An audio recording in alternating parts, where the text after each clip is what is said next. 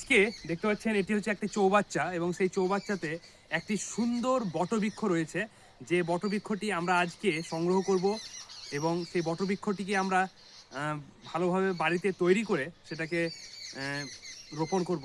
তাই বটবৃক্ষটি আমি দেখাচ্ছি যে কত সুন্দরভাবে এখানে রয়েছে এবং গাছটিকে আমরা তুলব। এবং আজকের এই বটবৃক্ষটিকে সংগ্রহ করা অনেকটা কষ্টদায়ক, তবুও আমরা চেষ্টা করব বটবৃক্ষটিকে সংগ্রহ করা, কারণ গাছটি এই চৌবাচ্চার মধ্যে থাকার ফলে গাছটি অনেকটা সতেজ নয় এবং সেটিকে সতেজ না থাকার ফলে আমরা সেটিকে তুলে নিয়ে চেষ্টা করব তাকে সতেজ করে তোলার। দেখতে পাচ্ছেন এখানে রয়েছে, আমি নামার চেষ্টা করছি। দেখতে পাচ্ছেন এটি হচ্ছে সুন্দরভাবে বটবৃক্ষটি রয়েছে, তবে চেষ্টা করব এটাকে।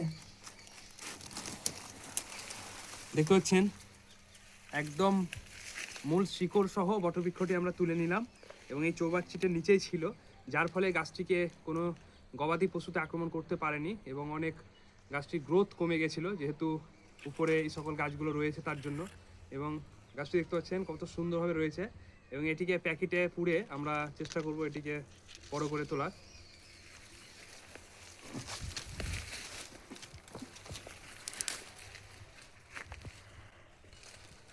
তো যাই হোক, চেষ্টা করবেন সকলে এই সকল গাছগুলো বটবৃক্ষগুলোকে আমরা নষ্ট করব না। আর এই সকল গাছগুলো এই সকল প্রত্যন্ত জায়গাতে হয়, যেসব জায়গাতে নোংরা প্রত্যন্ত এবং কোনো পুরনো জায়গা, তেমনই এই গাছটি এখানে হয়েছিল এবং গাছটিকে আমরা তুলে চেষ্টা করব এটাকে, যেহেতু এখানকার মূল শিকড়গুলো প্রত্যেকটাই রয়েছে, কোনোটাই নষ্ট হয়নি, তো পুরোটাতে আমরা গাছটিকে আমরা পারবো তৈরি করতে এবং আগামী যে বর্ষা আছে সেই বর্ষার আগে আমরা এই গাছটিকে কোনো ফাঁকা জায়গায় রোপণ করব।